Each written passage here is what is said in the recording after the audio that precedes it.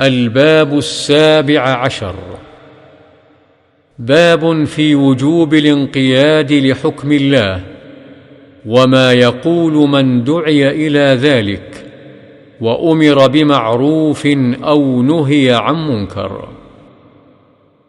عن أبي هريرة رضي الله عنه قال: لما نزلت على رسول الله صلى الله عليه وسلم: لله ما في السماوات وما في الأرض، وإن تبدوا ما في أنفسكم أو تخفوه يحاسبكم به الله، الآية، اشتد ذلك على أصحاب رسول الله صلى الله عليه وسلم، فأتوا رسول الله صلى الله عليه وسلم ثم بركوا على الركب فقالوا: أي رسول الله، كلفنا من الأعمال ما نطيق، الصلاة والجهاد والصيام والصدقة، وقد أنزلت عليك هذه الآية ولا نطيقها.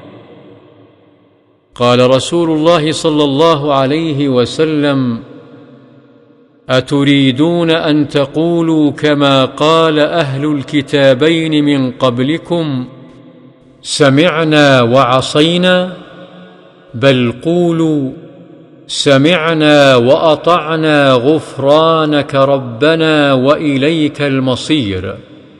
فلما اقترأها القوم وذلت بها ألسنتهم أنزل الله تعالى في إثرها: آمن الرسول بما أنزل إليه من ربه والمؤمنون كل آمن بالله وملائكته وكتبه ورسله لا نفرق بين أحد من رسله، وقالوا: سمعنا وأطعنا غفرانك ربنا وإليك المصير.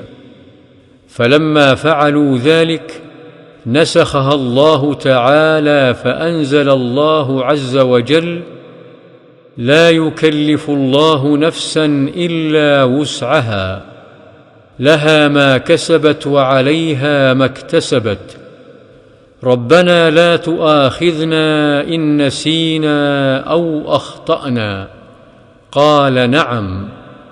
ربنا ولا تحمل علينا إصرا كما حملته على الذين من قبلنا. قال: نعم. ربنا ولا تحملنا ما لا طاقة لنا به. قال: نعم.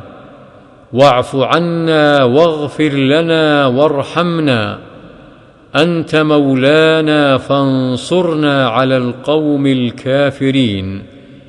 قال: نعم. رواه مسلم.